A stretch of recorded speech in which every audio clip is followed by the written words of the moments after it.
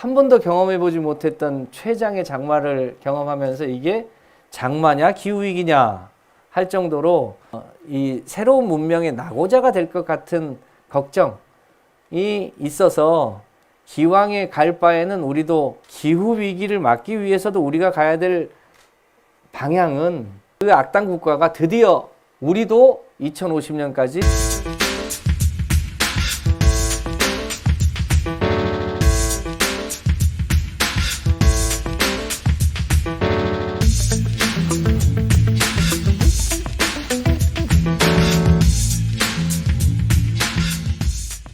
불러주셔서 감사합니다. 큰 영광입니다.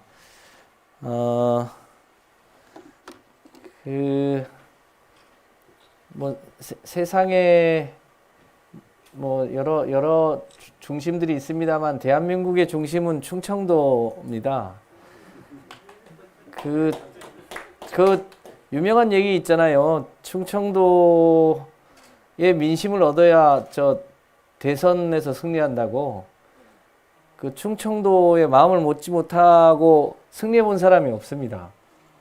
근데 곰곰이 생각해 보면 그만큼 뭐랄까요, 시대의 추이, 천심, 민심을 가장 잘 아는 동네가 충청도 아닌가 싶습니다. 그 충북의 중심 청주에서 이렇게 탄소 중립과 관련한 강의를 제가 하게 될 거라고는 꿈에도 생각을 못 했는데 청주가 움직이는 걸로 봐서는 이게 대세다.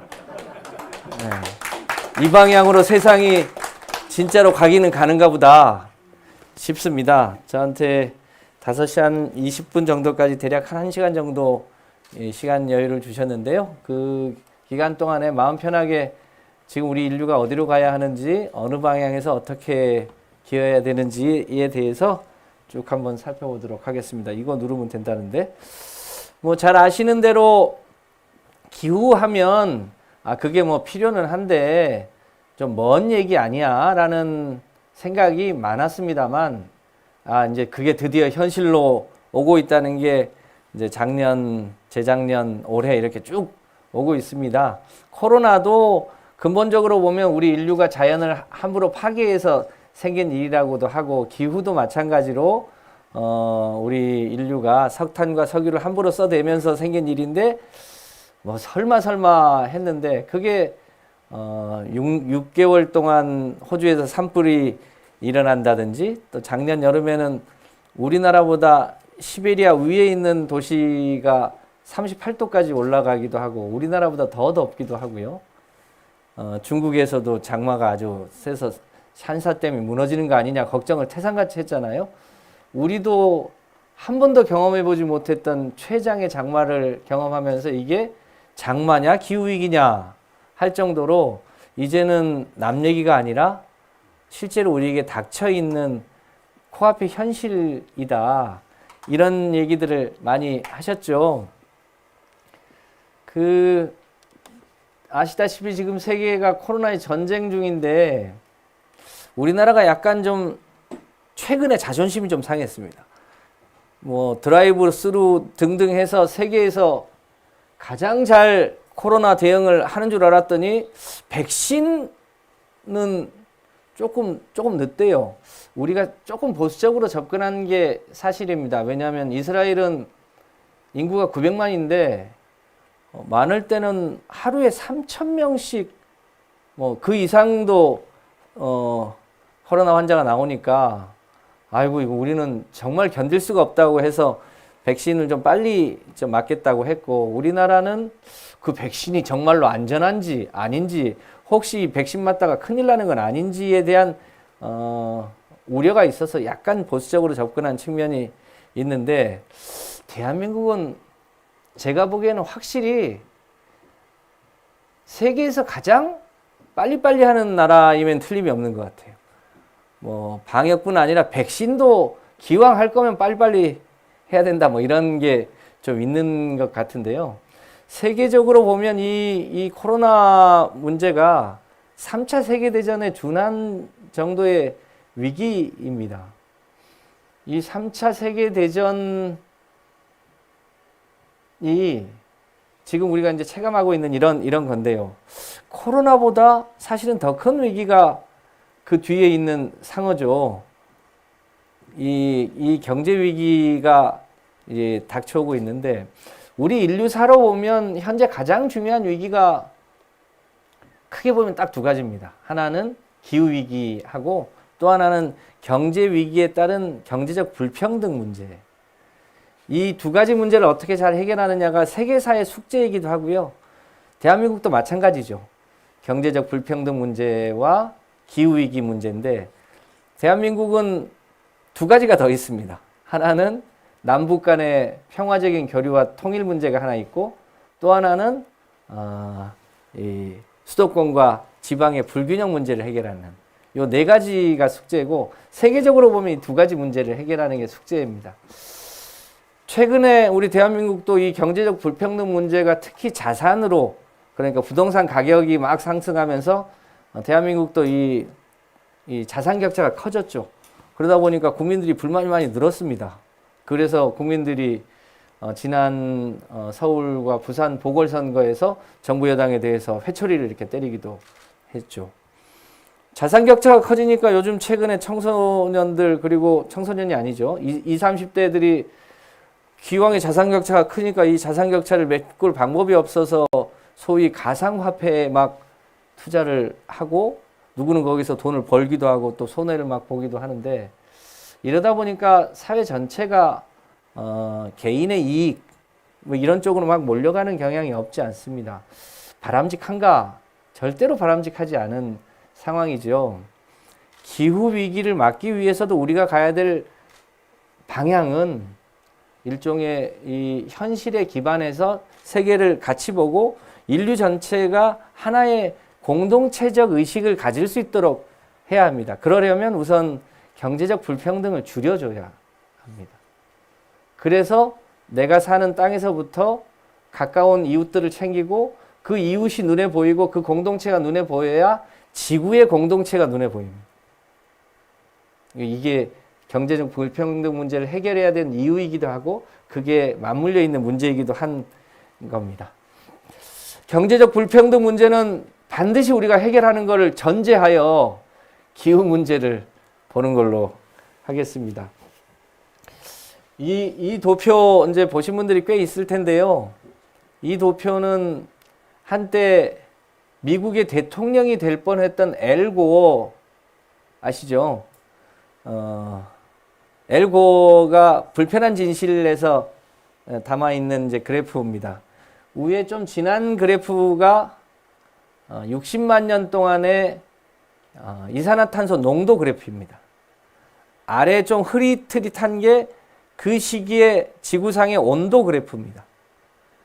지구상의 이산화탄소 농도가 올라가면 아래쪽에 지구의 온도도 이렇게 올라갑니다. 내려갈 때 내려가는 거죠. 이걸 우리가 소위 빙하기와 간빙기 사이의 온도 변화라고 보시면 됩니다.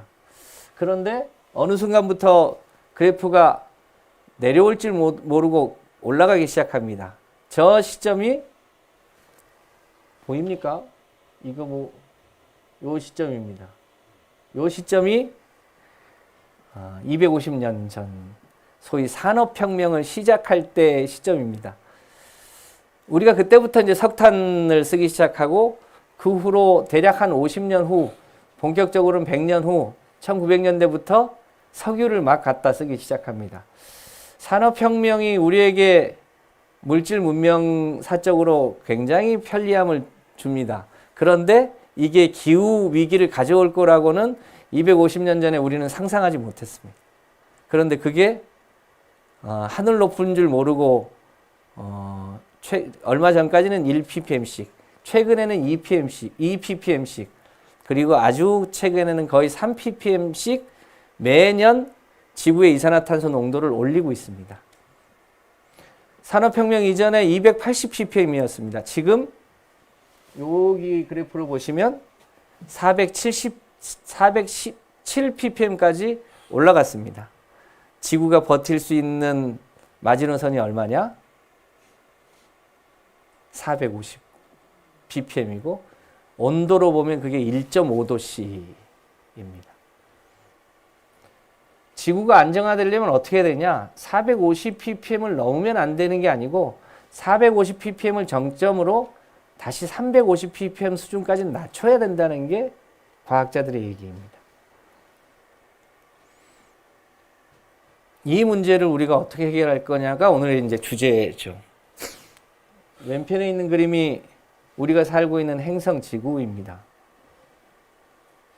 우리 한범덕 시장님이 아마 마을에서 늘 하시는 얘기가 청주시를 사랑하자 이 얘기 하실 겁니다. 우리 최충진 의장님도 마찬가지로 애향심 얘기 많이 하지 않습니까? 그리고 우리가 보통 특히 일본하고 축구할 때 애국심 얘기를 많이 합니다. 그냥 말 안 해도 그냥 저절로 생깁니다. 얼마 전에 깨졌잖아요. 열 엄청 받았습니다. 그때. 지금은 이제 코로나 때문에 잘 못 갑니다만 뭐 유럽이나 미국 여행하고 딱 공항에 내려서 호텔로 가는 도중에 삼성전자 간판, LG 텔레비전 간판만 나오면 야, 내가 대한민국에서 태어나길 잘했지. 뭐 이런 애국심이 넘칩니다. 우리가 갖고 있는 두 가지 본원적인 마음이죠. 우리가 하나를 더 가져야 됩니다. 애향심, 애국심에 더해서 애구심을 가져야 되는데 이 지구가 무한정하게 커 보여서 보통 애구심은 잘 안 갖습니다. 그건 누군가가 우리가 안 해도 영속하는 존재이건이라는 생각을 갖는데 청주에서부터 이것도 좀 해주시면 좋겠습니다. 어려서부터 우주적 시각을 가질 수 있도록 그냥 천문우주 과학자들만의 것이 아니고 우주적 관점에서 보는 지구는요. 참으로 기적 같은 존재예요. 그 천지의 창조주가 만들었거나 아니면 그야말로 영겁의 세월처럼 윤회했거나 관계없이 과학적으로 보면 137억 년 전에 빅뱅과 함께 우주가 만들어져서 38만 년 후에 빛이 처음으로 나오고 그 빛이 3억 년쯤 후에 별을 만들기 시작해서 10억 년쯤 후에 최초로 은하가 만들어지고 그 수천억 개의 은하 중에 하나인 우리 은하 안에 태양을 중심으로 한 세 번째 별이 우리인데 이 태양도 첫 태양이 아니고 한번 큰 폭발이 50억 년 전에 있었고 그 후에 세로 중력에 의해서 만들어진 세 번째 부스러기 별이 우리가 아는 한 현재까지 유일하게 생명체를 잉태하고 있는 그런 기적 같은 존재라고 하는 사실을 우리 태어나는 아이들이 그 기적 같은 행성 속에 나의 사랑하는 부모와 가족과 청주의 시민들과 대한민국 한민족의 구성원으로서 살고 있다는 것에 대한 우주적 시각을 가질 수 있도록 해주는 것. 저는 이게 굉장히 중요한 문제라고 봅니다. 그래서 지구를 사랑하는 마음을 갖게 되는 것, 청주 시민으로 대한민국의 한 민족으로 또 지구 행성의 일원으로 우주적 시각을 갖게 되면 기후 문제는 정말로 절박한 문제가 됩니다. 아까 보셨지만 산업혁명 이후에 1년에 3ppm씩 이산화탄소 농도가 올라가서 지구 온도가 올라가고 결과적으로 그 문제를 막지 못하면 지구가 멸종할지도 모르는데 그 멸종의 마지노선이 1.5도C 선에서 지구 온난화를 막아야 된다는 건데 그렇게 막지 못하면 어떤 문제가 생기냐 이 부분에 대해서 뭐 내가 뭐 100년 사는데 좀 돈 좀 더 벌다가 죽으면 그만이지 뭐 살거나 말거나 일 수도 있습니다만 우주적 시각을 갖고 46억 년 된 지구 전체의 지구사적 관점을 갖고 그 안에 우리의 생명사는 38억 년 됐습니다. 최초로 단세포가 지구상에 어떤 경로로 생겼는지 모르지만 생명체가 생겼고 그 생명체가 진화의 진화를 거듭해서 이 우리의 전신인 우리가 알고 있는 여러 생명체가 폭발적으로 나타나기 시작한 게 지금으로부터 5억 년 전입니다. 그 생명체가 화산의 대폭발로 혹은 공룡이 멸종했던 것처럼 엄청나게 큰 청주시보다 조금 더 큰 운석이 멕시코만 옆에 떨어져 가지고 공룡이 멸종했던 때까지 5번의 대멸종이 있었는데 그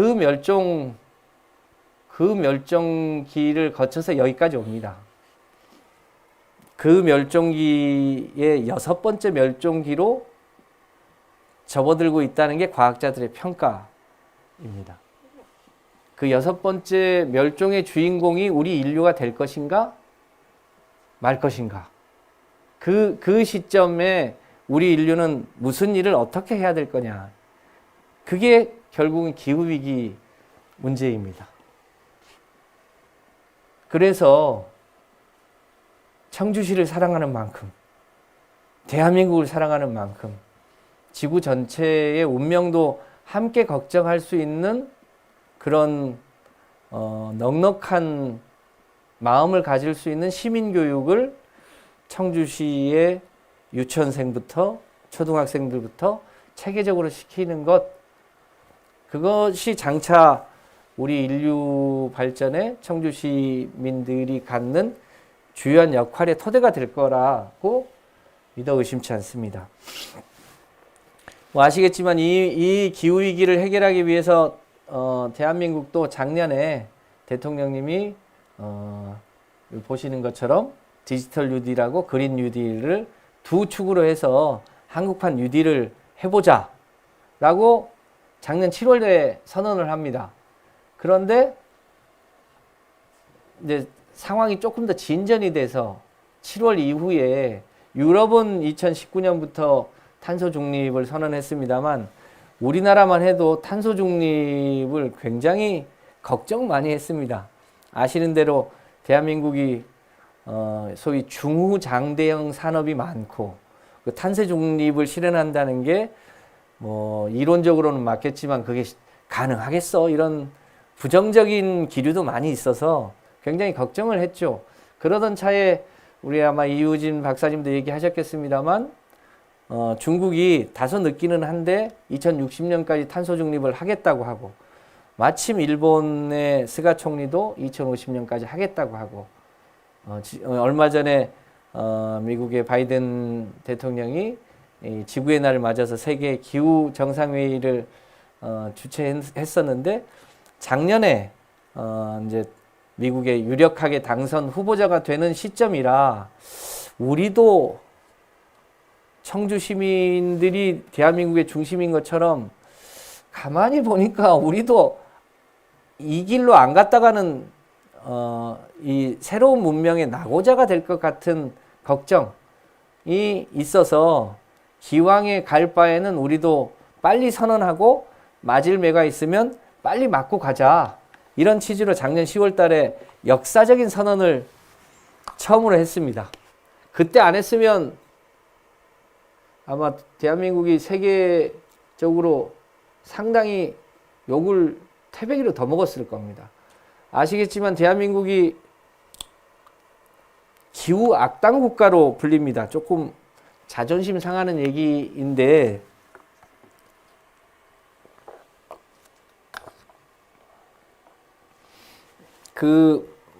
잘 아시겠습니다만 이 기후위기가 처음으로 얘기되기 시작한 게 1800년대 후반부터 기후 문제가 조금 심각해지겠구나 라고 하다가 1900년대부터 본격적으로 얘기가 시작이 돼서 1987년 이때부터 얘기가 됩니다.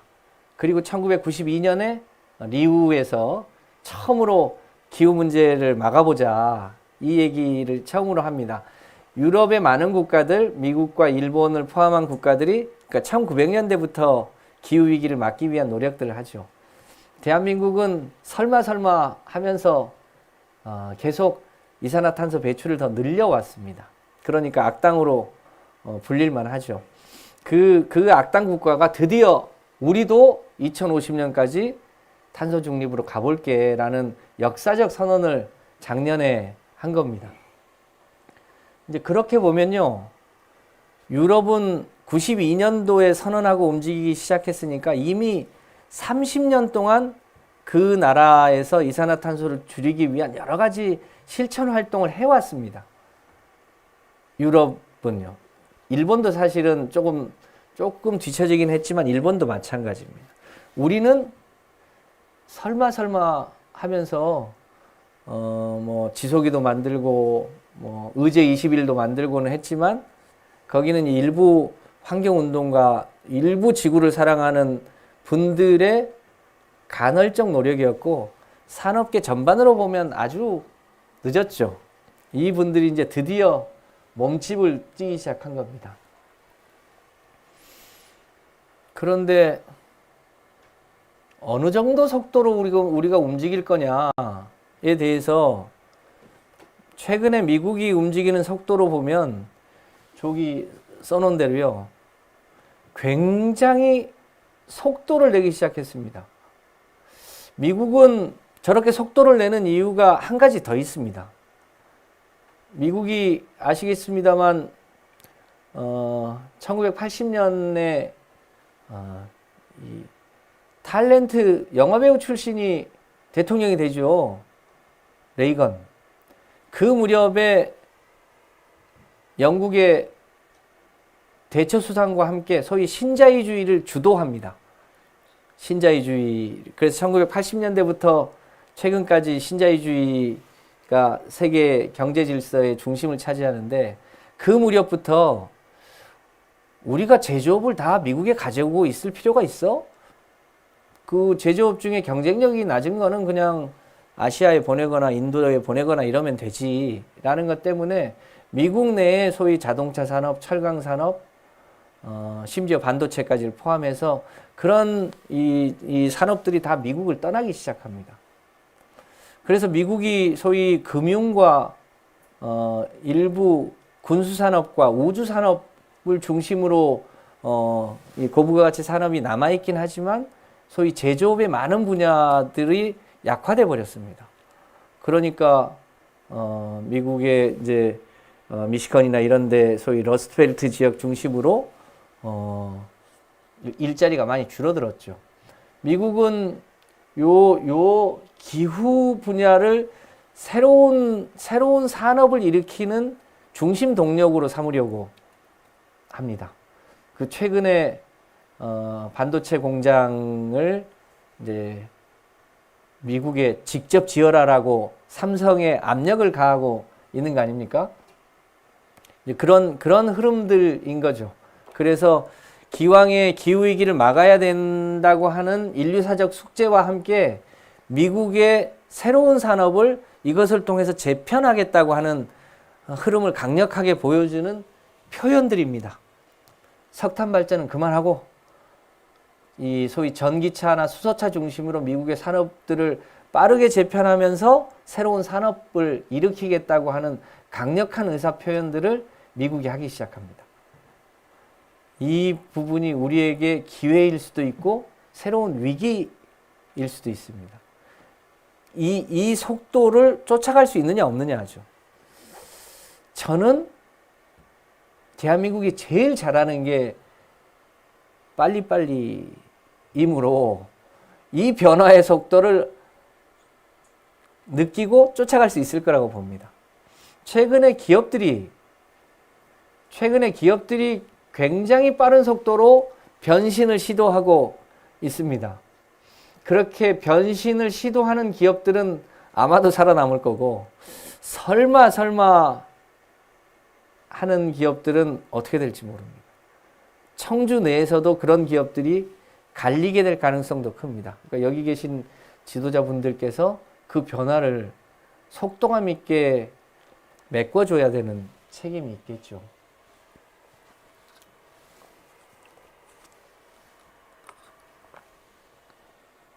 조금 등치 큰 얘기긴 합니다만 여기까지 하고 강론으로 들어가겠습니다. 우리 인류 문명사로 보면 훨씬 전사가 깁니다. 우리 인류만 놓고 보면 우리가 소위 침팬치 등하고 분기되어 나오는 시점이 지금으로부터 700만 년 전입니다. 700만 년 전에 나무 위에 있다가 나무 밑으로 내려옵니다. 직립하는데 350만 년이 걸립니다.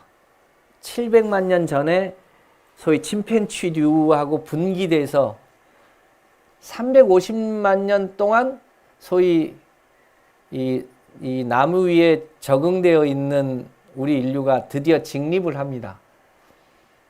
직립 후에 불을 발견하는 데까지 150만 년이 걸립니다. 150만 년 불을 발견한 후에 인간의 뇌가 급속적으로 발전하기 시작을 합니다. 우리 인류가 20만 년 전에 호모 사피엔스 사피엔스류로 발전합니다. 20만 년 전입니다. 그 인류가 또 여러 종류가 있었습니다. 대한네리탈린도 있었고, 여러 자바 원인도 있었고, 여러 종류 중에 이 종이 하나 유일하게 살아남는데, 3가지 혁명을 거칩니다. 7만 년 전에 유발 하라리에 따르면 소위 인지혁명이 있었고요. 그 후에 우리가 아는 농업혁명과 과학혁명을 포함한 산업혁명의 2번의 혁명기를 거칩니다. 먼 얘기 빼고 가까운 얘기만 하면 농업혁명은 우리가 아는 그 황하 강가나 나일 강가나 유프라데스 강가 등에서 소위 이 수렵 채집을 하다가 드디어 정착해서 문명을 처음으로 만든 그 시기입니다. 우리 세계사에 나오는. 그리고 2번째 혁명이 산업혁명입니다. 아까 모두에 말씀드렸던 것처럼 3억 년 전에 땅속으로 들어간 석탄, 2억 5천만 년 전에 땅속으로 들어간 석유, 그 2가지 것을 우리 인류가 꺼내서 쓰기 시작합니다. 그것도 과학의 집적의 결과인데 1769년에 제임스 와트가 처음으로, 그 전에도 석탄으로 전기기관을 돌리기는 돌렸습니다만 굉장히 효율이 낮았습니다.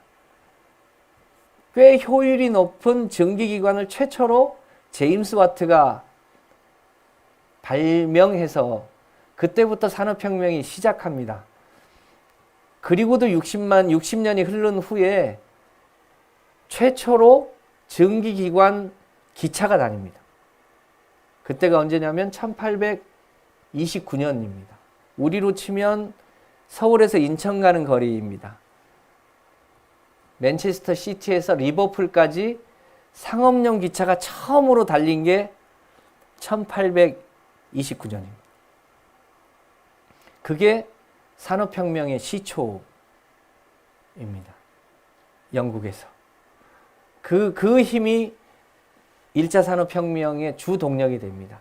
그때부터 전 세계로 기차가 깔리고 그 기차 위로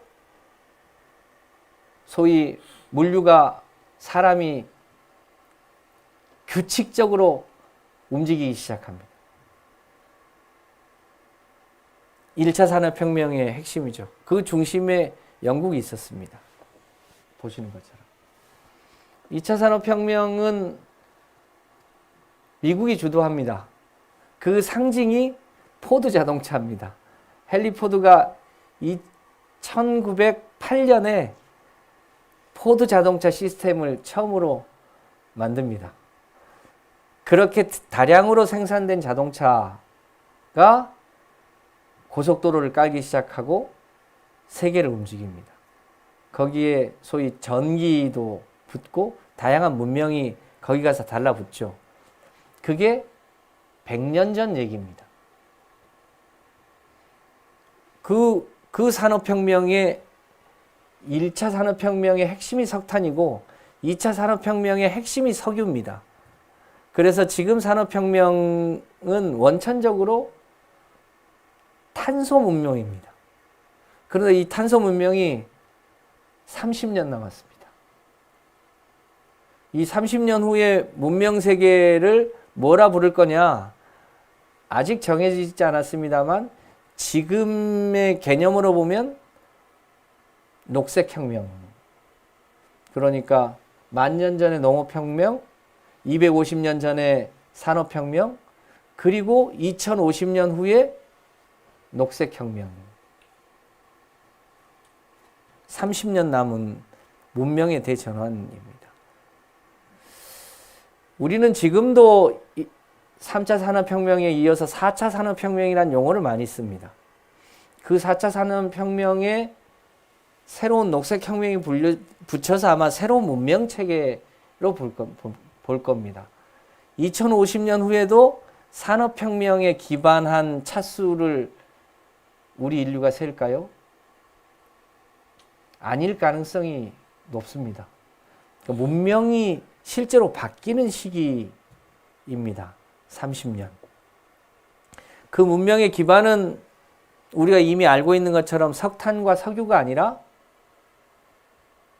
재생에너지와 그린수소 중심의 새로운 에너지원에 기반한 새로운 문명체계가 될 겁니다.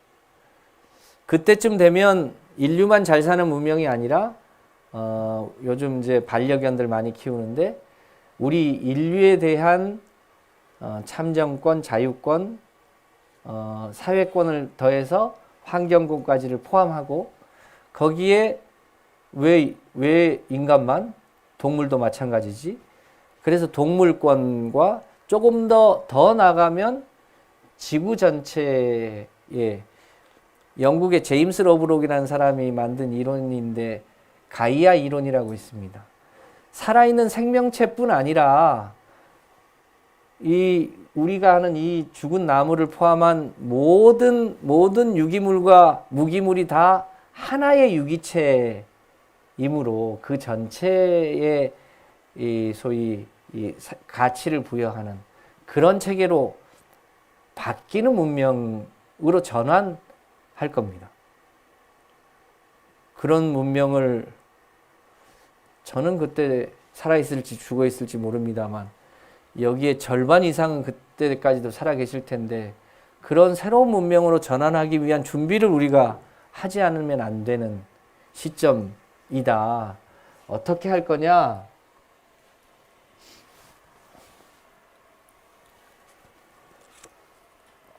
다른 여러 요소가 있습니다만 지금 가장 절박한 게 이산화탄소의 총량을 줄이는 겁니다.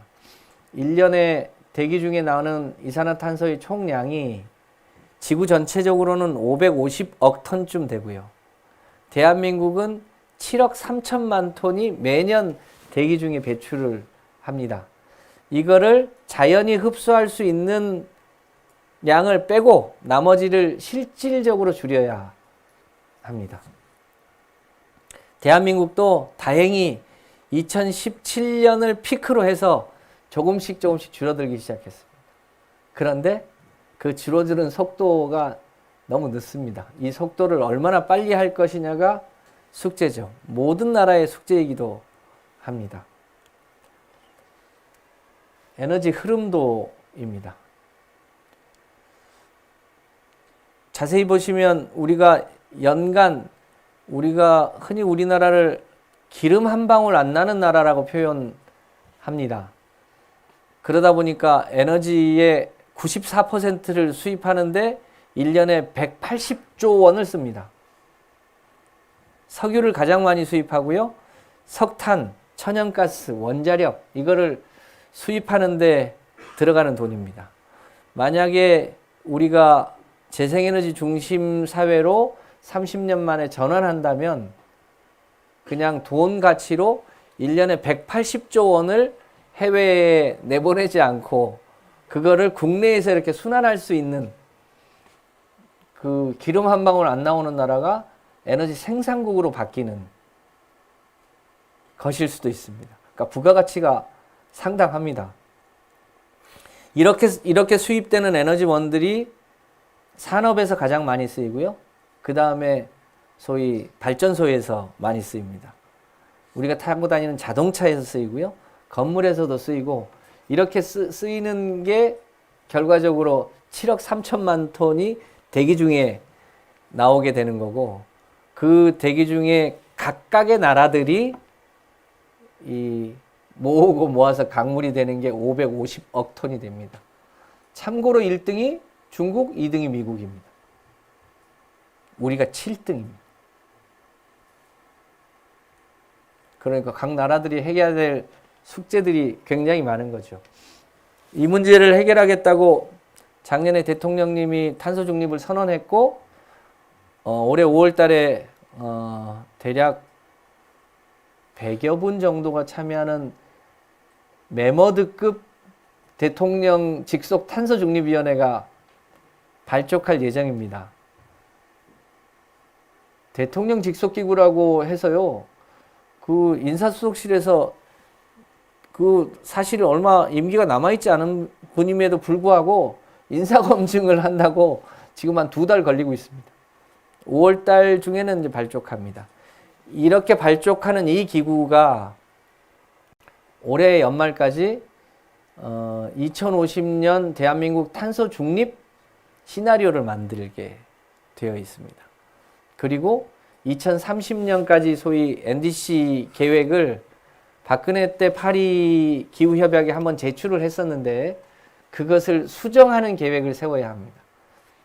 엊그제 미국의 바이든 행정부가 주관한 회의 때 영국과 미국과 일본 등등이 각각 2030년에 우리가 줄이겠다고 하는 계획을 상향 수정했습니다. 그때 왜 한국은 안 해? 라고 해서 우리도 곧 할게요. 이렇게만 했는데 너무 소극적인 거 아니냐고 욕먹었습니다. 근데 어쩌겠습니까? 아무리 급해도 이제 뭐 순서는 맞춰가야 되니까 올해 중에 2050년 계획과 2030년 계획을 수정하는 전반적인 계획을 세워야 되는데 과제가 만만치가 않습니다. 산업 부분, 이 소위 발전 부분, 수송 부분, 건물 부분, 농축산 부분, 자원순환 부분 전 영역에 걸쳐서 그 실질적인 실행 과제들을 다 국가는 국가대로 짜야 되고요. 광역자치단체는 광역자치단체대로 짜야 하고요. 기초는 기초대로 그 계획을 국가 계획을 염두에 두고 새로운 계획을 짜야 합니다. 그 이제 전체적인 주요한 과제들입니다.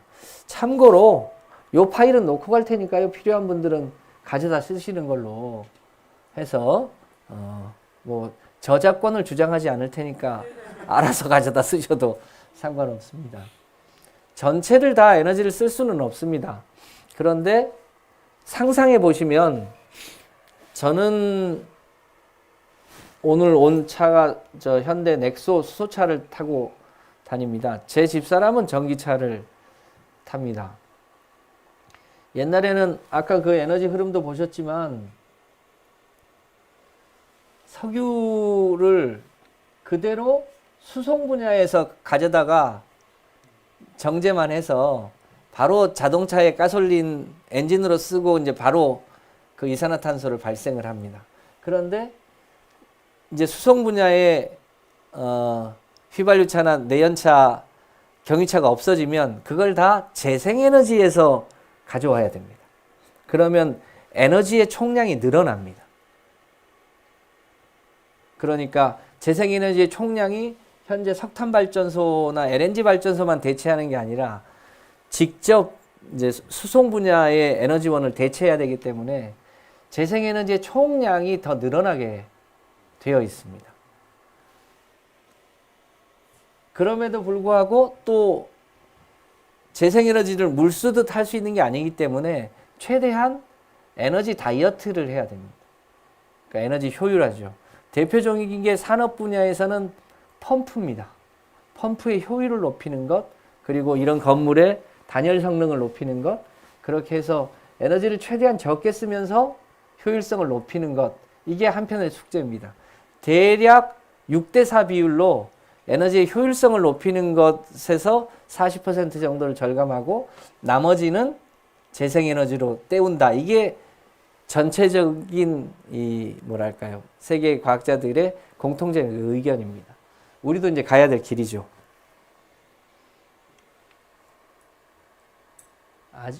아주 전문적인 분야이긴 한데 참고로 알아두셔야 될 내용입니다. 저 파란 선이 뭐냐면 이게 원자력입니다. 이게 현재의 우리나라 발전의 비중입니다. 이걸 전문 용어로 에너지 믹스라고 합니다. 커피 믹스랑 비슷한 얘기입니다. 커피랑 프리마랑 설탕의 비율을 어떻게 할 거냐 그 얘기인데 현재는 원전 비중이 32% 정도 됩니다. 석탄 발전이 40%입니다. LNG가 18% 정도를 차지합니다. 북기로 재생에너지가 현재 5% 수준입니다. 이게 현재 대한민국의 수준입니다. 2040년까지 계획을 세워놓긴 했는데 이렇게 세워놨습니다. 부끄럽게도. 그런데 우리가 2050년 탄소 중립으로 가려면 이렇게 바뀌어야 합니다. 그러니까 석탄 발전과 LNG 발전을 사실상 제로로 하고요. 원전은 이제 우리가 더 이상 짓기로 안 했기 때문에 여기를 2025년을 피크로 해서 쭉 관리하다가 막판에 2080년에 제로로 가는 현재의 원전 시나리오가 있고 그 위에 재생에너지와 그린 수소로 에너지원을 몽땅 바꿔야 합니다. 충북에는 없습니다만 충남에는 석탄 발전소가 우리나라 현재 가동 중인 게 60개인데 그 중에 30개가 충남에 있습니다. 그래서 충남의 이 도지사님께서 일찌감치 그 석탄을 제로로 하기 위한 노력을 많이 하시는데 운이 좋아가지고 충북 도지사님은 그걸 안 하셔도 큰 상관이 없습니다. 이거를 어떻게 줄일 거냐. 이게 에너지에서는 가장 중요한 숙제인데 쉬운 문제는 아닙니다. 뒤로 가서 좀 보시겠습니다. 방법은 그냥 원론적으로 아시는 것처럼 풍력, 태양광 등등을 늘려나가는 건데 그것도 다 사정에 맞춰서 하는 수밖에 없습니다. 저기는 가덕산인데요. 강원도 태백시입니다. 태백시의 가덕산인데 요즘은 주민 수용성이 가장 중요하니까요. 어떻게든 주민들을 참여하라고 꼬십니다. 참여하라고 꼬셔서 일종의 에너지 연금 형식으로 그 주민들에게 새로운 소득원이 될 수 있도록 합니다. 최근에 그걸 가장 야심차게 하는 게 전남 신안입니다. 거기는 풍력과 태양광이 가장 좋은 곳이라 신안군에서 1년 이상 거주하시는 분에게는 한 달에 50만 원 정도의 에너지 연금을 주겠다고 신안 군수가 약간의 그거를 젊은 용어로 뻥을 좀 붙여가지고 그렇게 주민들한테 얘기를 합니다. 그런데 아주 불가능한 얘기는 아닙니다. 제가 보기에도 최소한 신안에 살고 있다는 것만으로 한 적어도 30만 원 정도의 에너지 연금은 받을 수 있을 것처럼 보입니다. 이 문제는 균형 발전 차원에서도 굉장히 중요한 문제입니다. 독일도 에너지 협동조합을 만들고 하는데요. 이게 독일의 에너지원 지도입니다. 보시면 2000년 초반에는 빨간 게 풍력입니다. 이 노란 게 태양광입니다. 굉장히 빠른 속도로 풍력과 태양광이 독일 전역을 덮습니다. 이게 우리나라의 에너지 지도입니다. 석탄 발전소와 원전이 이렇게 해안가를 중심으로 이렇게 있습니다. 최근의 지도입니다. 이게 풍력과 태양광이 늘어나고 있는 점들이 이렇게 늘어나고 있습니다. 이렇게 바뀔 겁니다. 그러니까 원자력과 석탄 발전소는 이 대규모 에너지원이라 이 대규모 에너지는 중앙정부가 효과적으로 통제하는 게 더 효율성이 높습니다. 그런데 독일의 이런 모습이나 우리나라의 이런 모습이 되면 이건 중앙정부가 통제하는 게 쉽지 않습니다. 광역 단위, 실질적으로는 기초 단위에서 우리 동네는 바람이 많이 부니까, 우리 동네는 햇빛이 좋으니까, 우리 동네는 산림 자원이 많으니까, 우리 동네는 소를 많이 키우니까 등등 그 에너지원을 지역의 특성에 맞게 고려해서 일종의 마을 단위의 에너지 자립 모델들을 각각 만드셔야 합니다. 이미 한전 중심으로 중앙에너지원의 안정적 공급이 있습니다. 그것을 바탕으로 해서 마을 단위의 일종의 에너지 자립 도시 모델들을 만들어야 합니다. 당장에는 돈이 좀 더 들어갈 겁니다. 그런데 안 갈 수 없는 방법. 이미 기억하시지만 우리가 처음에 핸드폰 쓸 때 처음에 요 팔뚝만한 핸드폰 자동차에 걸어놓고 얼마나 자랑하고 다녔습니까? 그런데 그 핸드폰이 지금 주머니 속에 거의 컴퓨터 수준 이상으로 발전하는 과정들을 거치는데 마찬가지로 아까 그 점점의 이 점점의 에너지원들이 마을 단위에서 그 마을의 특성에 맞게 전환하는 새로운 모델들을 청주시의 특성에 맞게 그 인근의 마을들하고 연합해서 만드셔야 할 겁니다. 어떻게 할 거냐? 이게 디지털과 그린의 일종의 대표적인 협업 모델입니다. 원전이나 석탄 발전은 딱 중앙 단위에서 일정하게 이 탑다운 방식으로 공급만 해주면 됩니다. 그런데 재생에너지는 그때그때의 에너지의 수요와 공급을 굉장히 정교하게 해줘야 됩니다. 사람 손으로 못합니다. 누가 합니까? AI가 해야 합니다. 가상발전소가 있어서 그 가상발전소가 에너지원을 수시로 채워주고 메꿔주고 하는 일들을 그때그때 해줘야 합니다. 그런 새로운 모델들을 우리가 짜야죠. 수소, 저거 어떡하지? 인데 굉장히 큰 논쟁이 있었습니다. 수소 발전이 저게 정말로 실효성이 있을까 싶은데요. 그 출발은 각각 달랐지만 결론을 지금 내기 시작했습니다. 대한민국은요, 현대 자동차가 이게 전기차로 가야 돼, 수소차로 가야 돼 고민하다가 사실은 수소차에 집중합니다. 수소차가 뭔가 가능성이 있어 보여서. 그런데 수소차를 그래서 생산을 하고 지금 세계 최고의 효율을 자랑합니다. 제가 타고 다니는 넥소. 그런데 그럼 그 수소차의 연료는 뭘로 하지? 네. 1차로 그냥 쉽게 울산의 석유화학단지에서 나오는 부생수소로 넣었습니다. 그런데 그렇게 하니까요, 체면이 안 쓰는 겁니다. 아니, 근본적으로 재생에너지로 해야지. 웬 부생수소? 웬 계질수소? 이게 말이 잘 안 맞는 겁니다.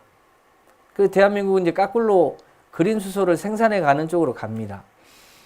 유럽은요, 전기자동차로 주로 가려고 했는데, 우리나라도 제주도가 그렇습니다만, 유럽은 실제로 풍력이 석탄이나 원전보다 훨씬 이미 값이 더 싸졌습니다. 그리고 중단해야 될 일이 더 많이 늘었습니다. 그러다 보니까 풍력을 커테일할 때 어떻게 저장할까? 방법이 두 가지입니다. 아시는 것처럼 대규모 배터리 ESS에 저장하는 방식이 하나 있고, 그것도 한정없이 키울 수가 없어서 풍력이 남아돌 때, 태양광이 남아돌 때 어딘가에 저장해야 될 텐데 저장 수단으로 뭘 쓰지? 수소밖에 없겠구나. 그래서 최근에 유럽이 굉장히 빠른 속도로 그린 수소 생산에 박차를 가하고 있습니다. 또 하나의 대표적 사례가 호주입니다. 호주가 철광석과 석탄을 수출해서 먹고 살았습니다. 철광석은 여전합니다. 석탄 수출이 드디어 이제 막히기 시작합니다. 더 이상 이제 석탄 발전을 안 하는 나라들이 대폭 늘어나고 있는 상황이라 어떻게 먹고 살지 하다가 소위 석탄으로 수소를 생산해서 그 수소를 팔아먹어야겠구나라고 해서 작년, 재작년까지 호주의 계획은 갈탄으로 수소를 만들어서 한국과 일본에 팔겠다고 하는 게 호주의 에너지 계획이었습니다. 그런데 그렇게 전환하는 과정에서 이산화탄소가 엄청나게 나옵니다. 그래서 작년에 호주가 계획을 다시 바꿉니다. 우리도 어차피 지구가 이렇게 가는 이상 더 이상 석탄을 채굴해서 채광해서 팔아먹는 시대는 이제 더 이상 안 되겠구나. 우리도 빨리 이 풍력과 태양광으로 재생에너지를 생산해서, 그런데 호주는 아시는 대로 인구가 많지 않고 사람이 많지 않아서 에너지를 쓸 데가 많지 않습니다. 그거를 그린 수소로 전환해 가지고 한국에, 일본에 수출해야 되겠다고 재작년에 계획을 바꿉니다. 호주가. 그래서 그 계획에 따라서 지금 호주가 굉장히 빠른 속도로 재생에너지와 그린 수소 생산에 박차를 가하기 시작했습니다. 조만간 대한민국이 아마 그 수소를 수입해서 쓰게 되는 날이 5년 내려올 겁니다. 그렇게 빠른 속도로 세상이 바뀝니다. 유럽은요, 풍력이 남아돌기 시작해서 그 고민 끝에 그린 수소를 생산하기 시작하고요. 한국은 현대자동차가 넥소를 생산해서 최종 소비체를 먼저 만들었습니다. 이러다가 까꿀로 이렇게 올라갑니다. 거기에 하나 더 걸려있는 게 연료전지입니다. 최근에 연료전지를 하겠다는 업체들이 굉장히 늘어납니다. 이 연료전지를 한국은 어디서 만드냐? LNG를 개질해서 만듭니다. LNG를 개질하는데 이산화탄소가 많이 나옵니다. 그러면 이게 도움이 돼? 도움이 안 되죠. 이게 그레이 수소거든요. 그러니까 이제 욕을 먹습니다. 누구한테, 저 같은 사람한테 이제 산업부가 욕을 먹습니다. 당신들 뭘 하기 위해서 수소를 만들어? 지구를 살리겠다며. 근데 왜 LNG를 개질해서 연료전지를 하겠다고 해? 그러니까 말이 안 되잖아요. 그래서 한국도 최근에 그린 수소를 생산하는 플랜트 산업을 급속도로 키우기 시작했습니다. 시작과 끝이 각각 달랐는데 만나기 시작해서 그린 수소 산업이 굉장히 빠른 속도로 커가고 있는 중입니다.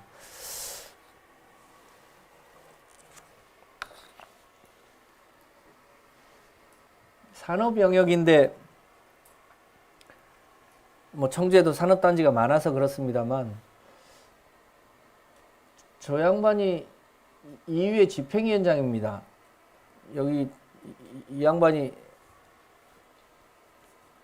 뭐랄까요, 굉장히 입지전적 인물이죠. 아이가 4명인가 6명인가 되고 유럽의 집행위원장이 되신 분인데, 지금 올해 중에 EU가 탄소 국경세제를 확정합니다. 그리고 2023년부터 실행하겠답니다. 잘 될란가 모르겠습니다만 한두 해 늦춰질지는 몰라도 이대로 갈 것 같습니다.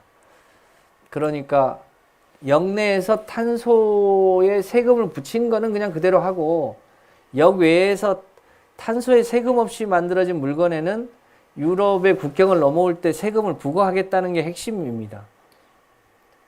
그게 이제 국내의 산업 경쟁력에 바로 영향을 미치게 됩니다. 우리가 유럽에 어떤 물건을 보낼 때 제조 공정에 탄소를 얼마나 배출했는지를 의무적으로 붙이게 되는 겁니다. 청주의 각종 산업단지 내에 직접적 영향을 미치게 되는 거죠. 미국도 그렇게 해보겠다는 겁니다. 영내 산업을 키우기 위한 하나의 방식이기도 합니다. 탄소를 줄이는 방식이기도 하고. 그러니까 우리도 대한민국 산업체가 안 하면 안 할 수 없는 상황에 내몰리는 거죠. 들어보셨을 텐데 재생에너지를 100% 하겠다고 하는 기업들이 굉장히 빠른 속도로 늘어납니다. 우리가 알고 있는 그 유명한 회사들은 이미 다 선언했습니다. 애플, 구글 뭐 등등등. 근데 이 회사들이 자기만 하면 그만이지. 특히 애플, 구글, BMW 이런 회사들은 소위 이 밸류 체인이라고 하죠. 자기 회사에 납품하는 물건도 재생에너지로 만들어라 라고 요구를 하기 시작했습니다. 잘 아시겠지만 한국과 중국과 일본이 뭐 반도체든 뭐 배터리든 여러 영역에서 굉장히 치열한 경쟁을 하고 있습니다. 근데 다행히 최근에 반도체 등이 경쟁력이 워낙 뛰어나서 대체품이 없어서 한국 걸 계속 쓰는데, 만약에 일본과 중국이 예를 들어서 재생에너지로 반도체를 만들기 시작하고 품질이 비슷하다고 하면 구글이 한국 삼성의 반도체를 안 쓰는 시대가 올지 모릅니다. 삼성전자가 그래서 해외에 있는 삼성전자는 모두 아리백 선언을 했습니다. 한국은 못하고 있습니다. 왜? 재생에너지를 쓸래야 쓸 수 있는 재생에너지 기반 자체가 워낙 약합니다.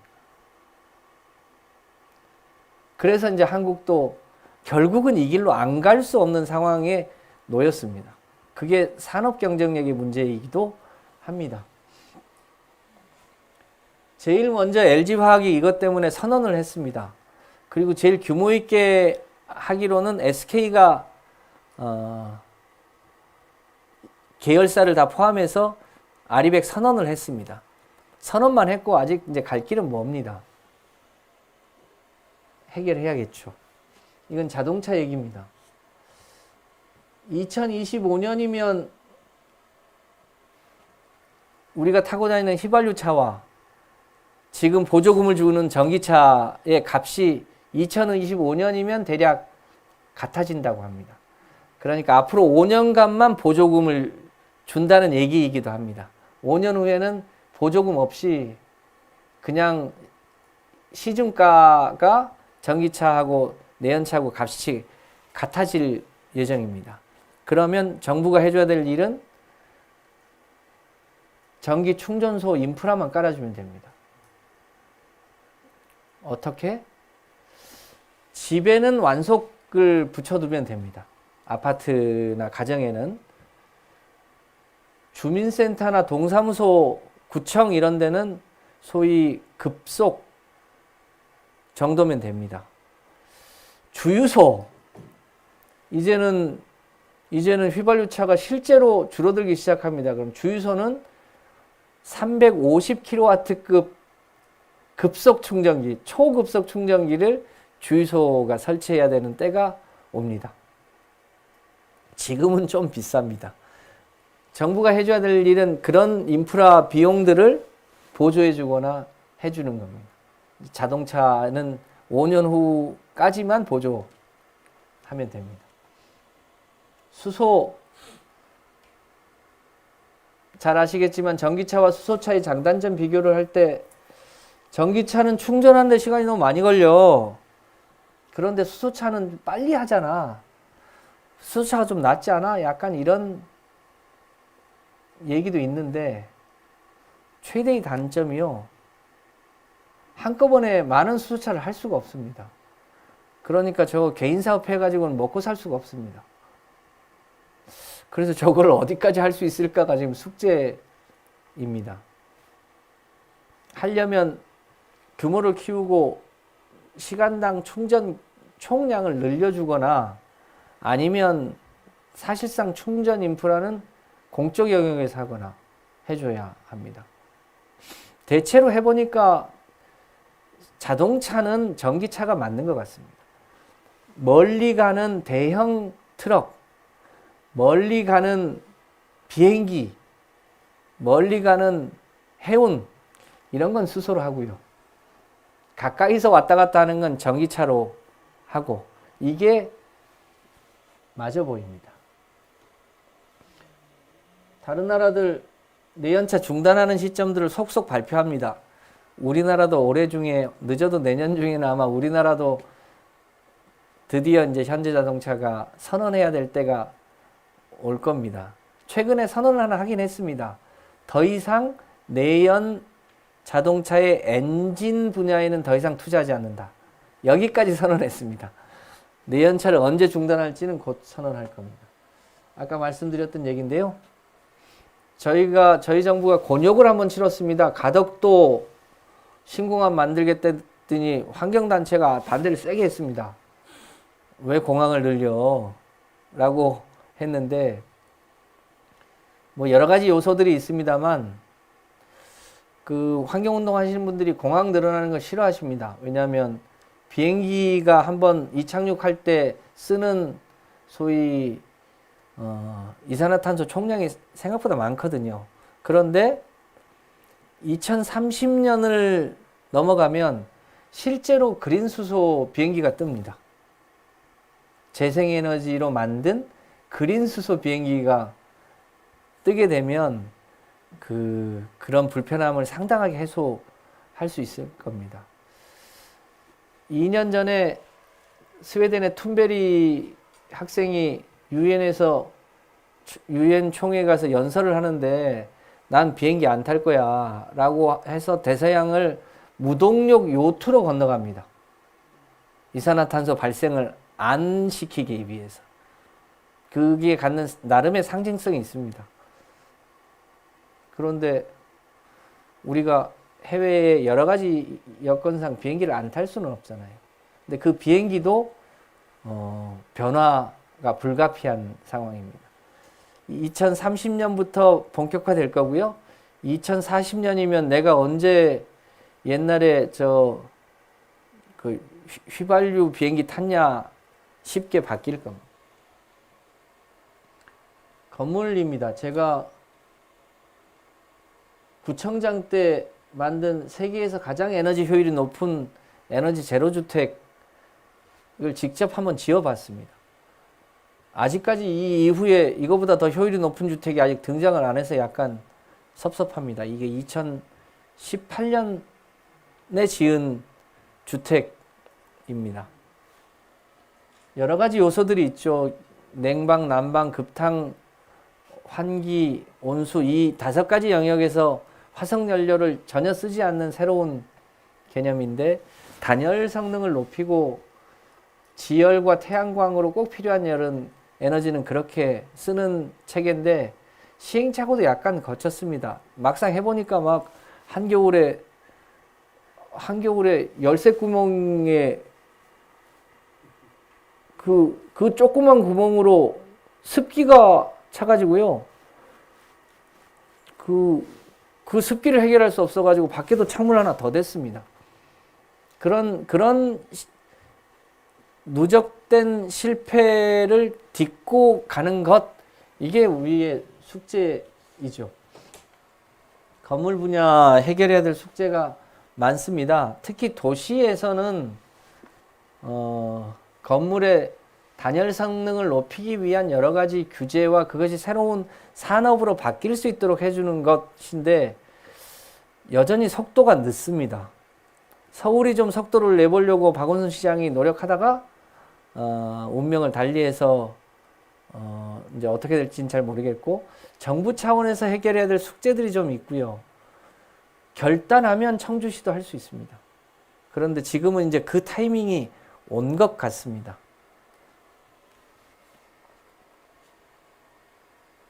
일본은 상당하게 진전이 있고요. 우리나라도 최근에 농민들이 우리는 안 할래 이렇게 하다가 막상 소위 밑에서는 농사 짓고 위에는 태양광 발전을 한 요 시범 단지가 전국에 많이 생겼습니다.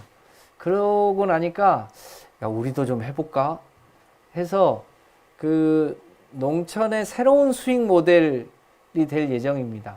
그런데 단서를 좀 붙이려고 합니다. 실제로 그 동네 살면서 자작 하시는 실제로 농민들에게만 저런 영농형 태양광을 하실 수 있도록 도시에 살면서 소작 주고 그 직불금 허위로 수령하는 그런 농민들한테는 기회를 안 주는 제도로 해서 실제로 농사 짓고 하시는 분들에게 혜택이 돌아갈 수 있도록 해보려고 합니다. 산림 분야도 새로운 변화들이 좀 있을 예정인데요. 대한민국이 세계 환경 보고서에 보면 딱 두 가지가 나옵니다. 한 가지는 산림 녹화를 세계에서 가장 모범적으로 잘했다. 박정희 때. 또 하나는 재활용률이 세계에서 제일 높다. 이게 세계 환경 교과서에 나오는 얘기입니다. 그런데 우리는 나무를 심어 놓으면 계속 탄소를 흡수할 줄 아는데요. 나무도 나이가 들면 탄소 흡수를 못 한답니다. 30년 넘어가면 우리 사람도 이제 20년 되면 이제 키가 더 이상 안 크잖아요. 그러니까 키가 크면서 탄소 흡수를 하는데 키가 더 이상 크지 않으면 탄소 흡수 총량이 급격하게 떨어지는 모양입니다. 그래서 유럽도 어떻게 하냐면 적절하게 감벌합니다. 그래서 그 감벌한 걸 이런 이제 용도로 이렇게 씁니다. 그렇게 하고 그렇게 쓸 수 없는 것만 모아서 바이오매스로 에너지원화합니다. 우리나라도 그렇게 하면 좋을 텐데 박정희 때 나무 심을 때는 민둥산 막아내는 게 급해서 그런 계획까지를 체계적으로 못 세웠습니다.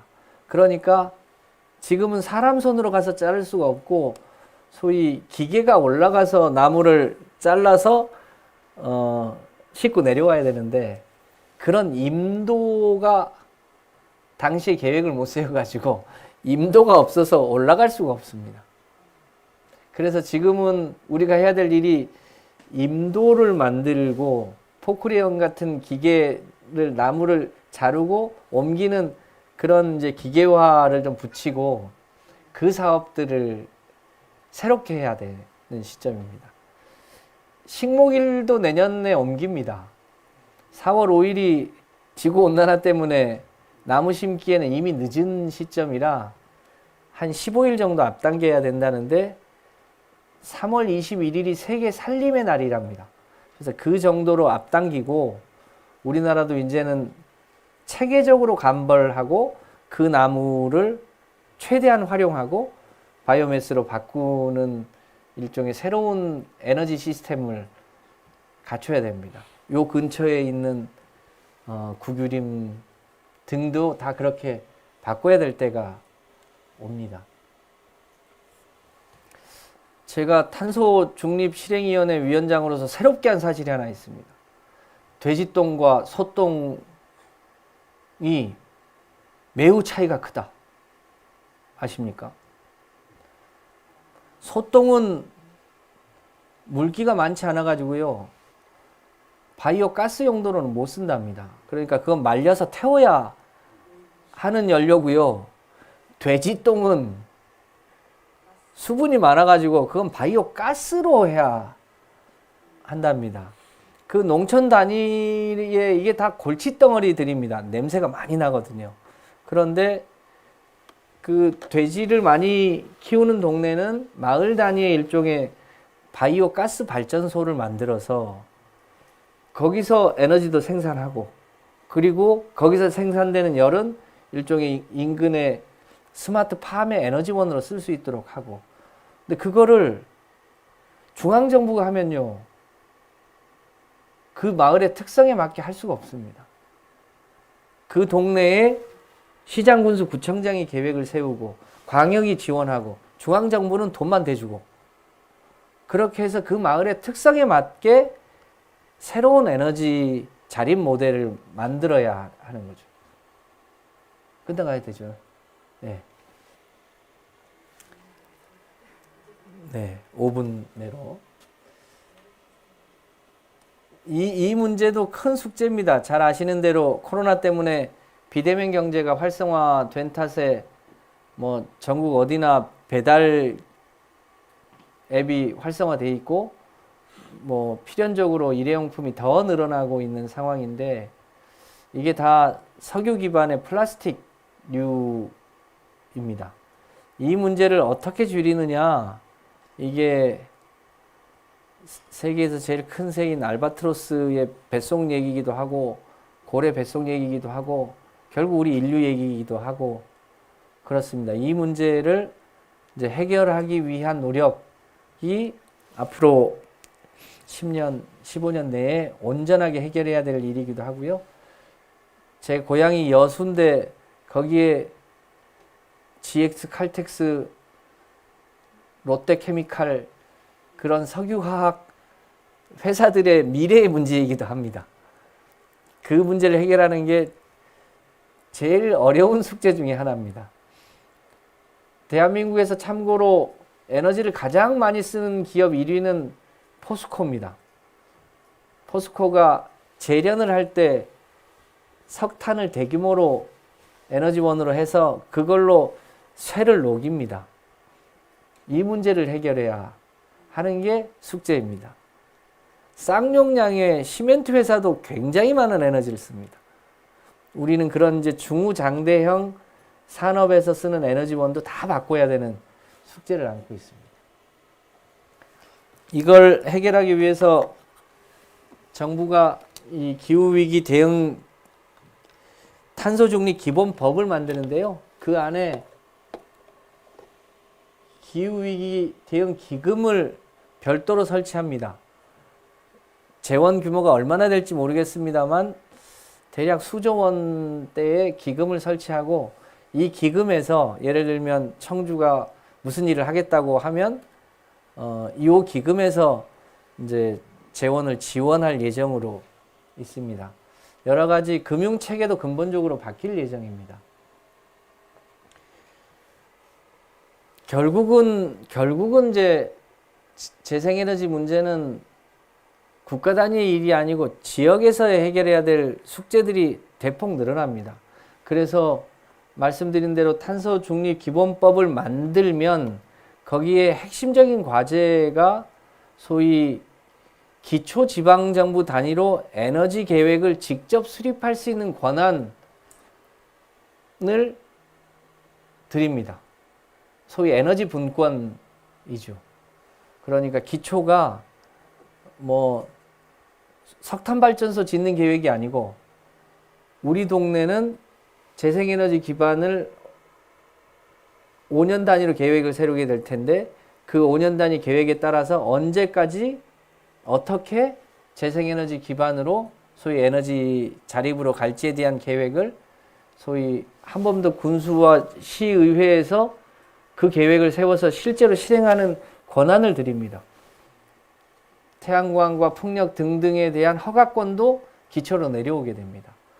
그러려면 뭔가 그것에 맞게 실제로 교육도 해야 되고 지원하는 시스템도 필요한데 이제 올해 시범적으로 한 20곳에 지역에너지 전환 지원 센터를 설립할 수 있는 비용을 큰 돈은 아닙니다만 대략 1억 남짓한 비용들을 지방에 이제 지원하기 시작하고 목표는 내년까지는 전국의 기초자치단체가 실제로 그 일을 할 수 있도록 하는 것을 중앙정부가 지원할 수 있도록 할 예정입니다. 결국은 단체장의 의지가 중요하고 그것을 실행할 수 있는 공무원들에 대한 체계적인 교육과 저 센터에서 일할 수 있는 이 분들에 대한 체계적인 교육을 올해 중에 이제 본격화할 예정입니다.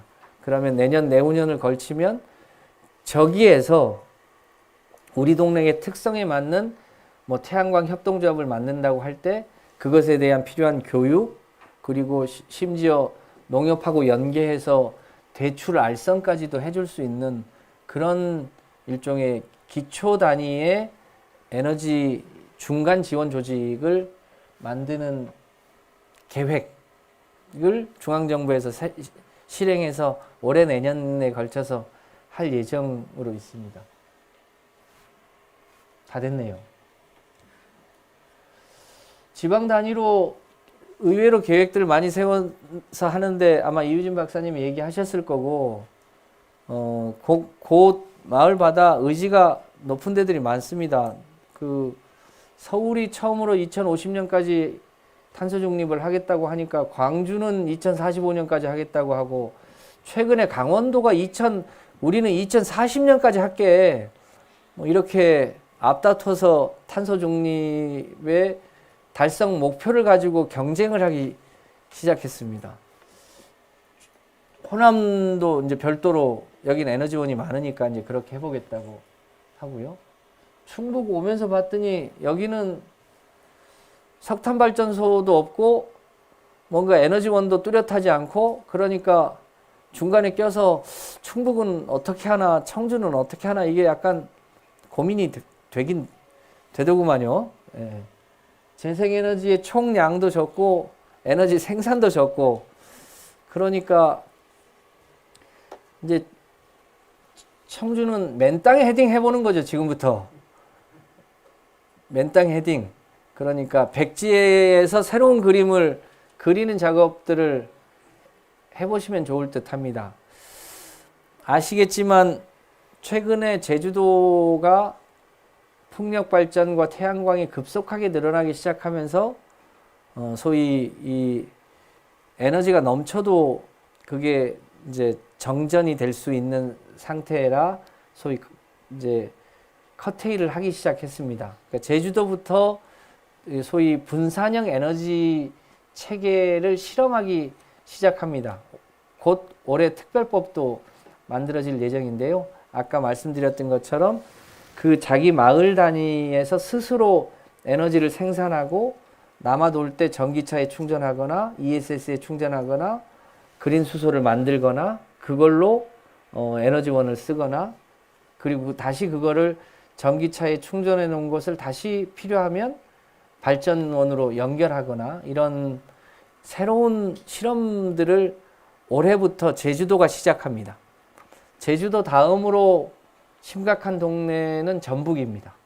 그 다음에 전남이고요. 경북도 그런 여건에 곧 놓이게 됩니다. 그런 이제 마을마다 이제 특성들이 다 다르기 때문에 뭐 한꺼번에 어떤 모델로 하시라라고 얘기해 줄 수 없습니다.